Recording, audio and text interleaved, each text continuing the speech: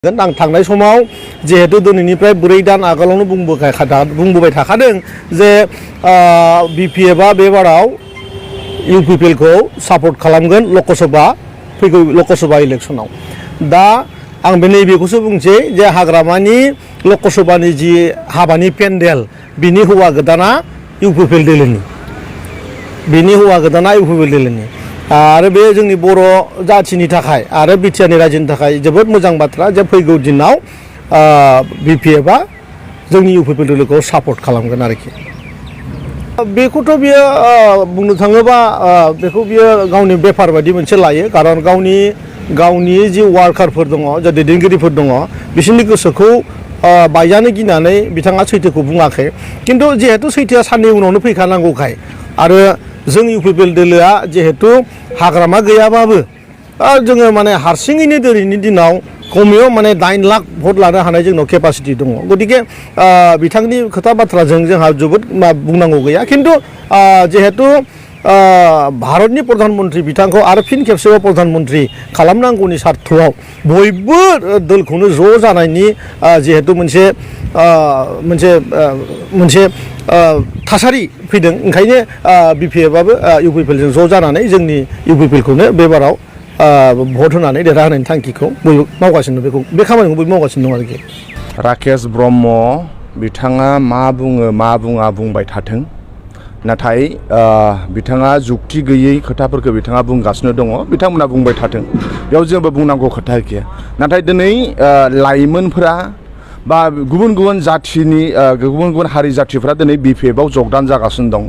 दिनै इउपिपिएलखौ नागारदों, बिपिएफआव जगदान जाफैदों। दिनै बिजेपिखौ नागारदों, बिपिएफआव जगदान जाफैदों। खारना मा? खारना बेनो जे जोंनि फिउचारा जोंनि फिसा फिसौनि फिउचार, जोंनि फिउचारखौ सेफटि होनो हाग्रा, सिकिउरिटि होनो हाग्रा बे जाबाय सासेल' हाग्रामा महिलारि सार। दिनै क'क्राझार गभर्नमेन्ट कलेजनि एक्स-जिएस लैहोर गयारि बिथांमोना बिराद उन्दै गथै यां जेनेरेसन फिउचाराव बिराद खामानि मावनो लुबैयो, समाजनि बिराद खामानि मावनो लुबैयो। बिथांमोना गुबुन आलादा जेबो सानाखै, बिपिएफ दोलोआव हाबफैदों।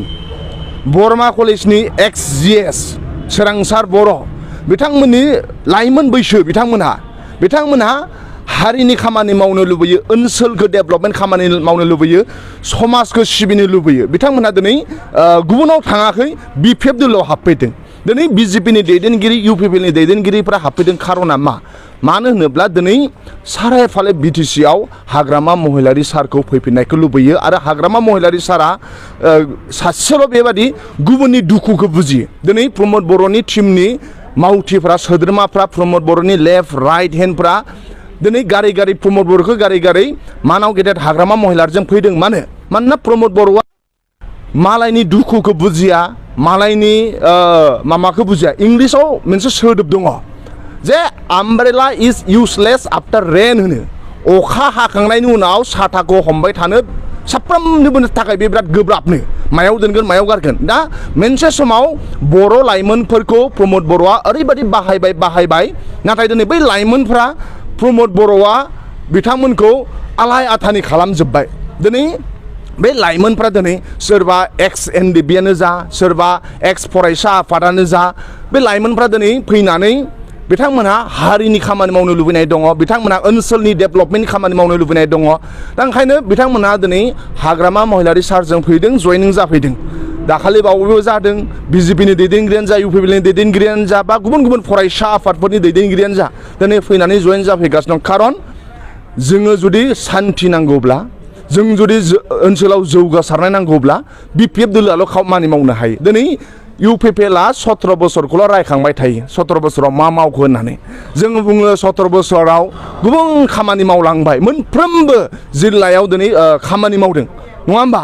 बड'लेण्ड गेस्ट हाउस लुदों, इउनिभार्सिटि लुदों, CIT लुदों, इन्जिनियारिं लुदों। दा मानाव गेदेर आदा प्रमद बर'आ इलेक्सननि सिगां बुंदोंमोन जे बिथाङा जार्नालिस्ट वेलफेयार फान्ड 10 कोटि रां होनायनि खोथा दंमोन। मानो होआखै, नङा होमबा? साफ्रोमबो फरायसाफोरनो, ग्रेजुवेसन आरो मास्टार डिग्री खालामबाय थानायफोरनो मा होनदोंमोन बियो? 2500 रां होगोन। सासेबो फरायसाया मोनासै।